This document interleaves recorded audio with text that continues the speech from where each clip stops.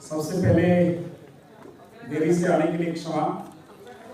बहुत अच्छा प्रयास इंटरनेशनल टेररिज्म को किस प्रकार से काउंटर किया जाए। मैं केवल एक ही बात अभी कह रहा हूं कि हमारी लड़ाई किसी आतंकी से नहीं है, क्योंकि आतंकी तो एक केवल मोहरा है। वास्तव में हम सबको अगर पूरी दुनिया में लड़ना है तो जो आतंकवाद का जो इज्म है, जो एक फिलोसफी ट्रेवलिंग कर रहा है, जो मानवता के विरोध में काम करती है और जिसका कोई मजहब नहीं, जिसका कोई धर्म नहीं, पूरी दुनिया में जहां भी ये आतंकवाद है, ये टेररिज्म है, इज्म मैं बार बार बोल रहा हूं, एक व्यक्ति को समाप्त करने से वो समाप्त नहीं होगा। अगर कोई ये माने कि हमने ओसामा बिन लादेन को समाप्त करके आतंकवाद के खिलाफ जंग लड़ ली तो फिर दूसरा कोई आईएसआई पैदा हो गया, कोई अलकायदा पैदा हो जाएगा। इसलिए हम सबको मिलकर लड़ना है। तो ये जो फिलोसफी है उसके साथ लड़ना पड़ेगा और उसका कोई मजहब और कोई धर्म भी नहीं है, क्योंकि पूरी दुनिया में जहां भी आतंक है उस आतंक में सबसे ज्यादा अगर किसी का किलिंग होता है तो इनोसेंट किलिंग होता है।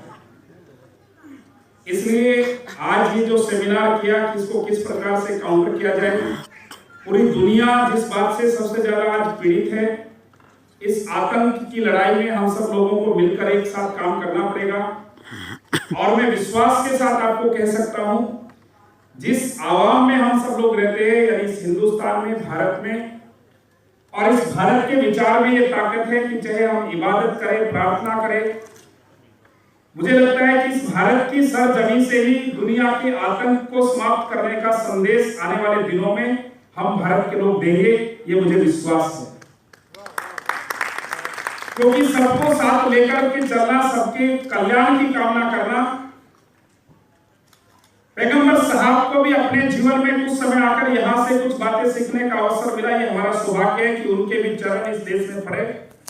कश्मीर में हमारे एक मित्र अभी मुझे चलते चलते मिले कश्मीर से। हम जानते हैं, देखते हैं, इसलिए मैं आज इस कार्यक्रम में जो आयोजन करने का एक प्रयास किया, इंटरनेशनल टेररिज्म को कैसे हम काउंटर करें, इसके लिए हमारे जमील भाई, कामिल खान भाई, क्योंकि हमारा फोन पर ही मिलना हुआ है, मैं अभी मुझे मालूम पड़ रहा है कि वो ये है।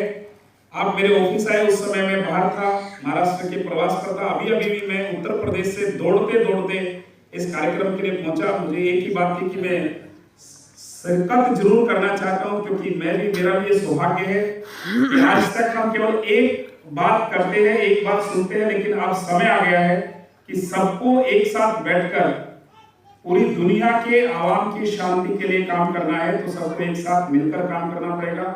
मैं आपके प्रयास का बहुत बहुत अभिनंदन करता हूं, आपकी पूरे एनजीओ को धन्यवाद करता हूं। हमारे खान साहब जो मीडिया का काम देखते हैं, आए हैं यहाँ पर, उनका भी मैं भारत की सरजमीन पर तहे दिल से आदाब करता हूँ और शुक्रिया अदा करता हूँ कि आप यहाँ पर आए। निश्चित तौर पर आने वाले समय में हम सब लोग मिलकर पूरी मानवता के खिलाफ जो ये आतंक है, उसकी जो फिलोसफी है, उसके खिलाफ काम करेंगे और अमन और चैन के साथ पूरी मानवता रहे, पूरे दुनिया के बच्चे। क्योंकि पाकिस्तान से हमारा कितना भी झगड़ा होता हो, लेकिन जब वहाँ ये आतंक वहाँ के बच्चों को सुबह सुबह स्कूल में पढ़ते हुए मारता है तो हिंदुस्तान के हर व्यक्ति की आंख में आंसू आता है, क्योंकि ये मानवता के खिलाफ है। कहीं पर भी किसी भी प्रकार का आतंक ये कभी भी किसी मजहब के साथ जुड़ करके नहीं हो सकता, क्योंकि कोई भी मजहब आपस में इस प्रकार का भाव नहीं सिखाता। ये हमारे पैगंबरों का संदेश है, ये भारत के हर चिल्ड्रन का संदेश है, दुनिया का संदेश है। शांति के साथ रहना, शांति के साथ सबकी कामना करना, ऐसा विचार हम सब लोग लेते हैं। एक बार पुनः मैं विश्वास के साथ आप सबको आह्वान करता हूं कि हम सब लोग मिलकर के अगर इस प्रकार के प्रयास करेंगे और केवल आतंकी से लड़ने की रणनीति नहीं बनाएंगे। इस आतंक के पीछे की जो फिलोसफी है, जो कॉन्स्पिरेसी दुनिया के कुछ लोग करते हैं और पैसा देकर हमारे ही भोले भाले युवाओं को भटकाकर और अलग अलग प्रकार की उनकी भावनाओं को खिलवाड़ करते हुए इस आतंक के रास्ते पर उनको डालते हैं, तो मैं आप सबसे निवेदन करता हूं, मैं स्वयं उसमें शामिल होकर इस मुहिम में हम सब लोग मिलेंगे और ऐसे सब लोगों के पास जाकर इस आतंक से किसी का भला नहीं हो सकता, बंदूक से कभी भी शांति नहीं आ सकती। अगर विश्व को एक साथ रहना है तो एक साथ मिलकर रहना है। यही संकल्प शायद हमारे इस आज के आयोजन का है। तो तो और लंबी काफी बातें करने का विचार मेरे मन में करके आया था, लेकिन अभी आप नाश्ता करते करते फिर से रुके हैं। मैं आपको फिर से अभिनंदन करता हूँ, नमस्कार करता हूँ, आदाब करता हूँ। हम सब प्रार्थना करेंगे, इबादत करेंगे कि मेरे दुनिया का प्रत्येक मनुष्य शांति से रहे और दुनिया आतंक मुक्त होकर और भय मुक्त होकर हम सब लोग आगे आने वाली पीढ़ी को एक नया दुनिया और नया भारत देकर जाए। यही कामना करते हुए एक बार फिर मैं खान साहब को और उनकी पूरी टीम को अभिनंदन करता हूं और अपने संगठन की ओर से आपको विश्वास दिलाता हूं, जहां भी कभी भी इस प्रकार की मुहिम चलेगी, हम सब साथ मिलकर आगे बढ़ेंगे, कदम से कदम मिलाकर आगे बढ़ेंगे और आने वाले दिनों में दुनिया देखेगी कि भारत वास्तव में जब एक साथ कोई विषय तय करता है तो निश्चित तौर पर हमको एक और विचार भी करना चाहिए कि 1857 की लड़ाई इस देश का आवाम एक साथ लड़ता है, वो कौन से कारण हुए कि 1947 में हम यहाँ तक पहुंच गए।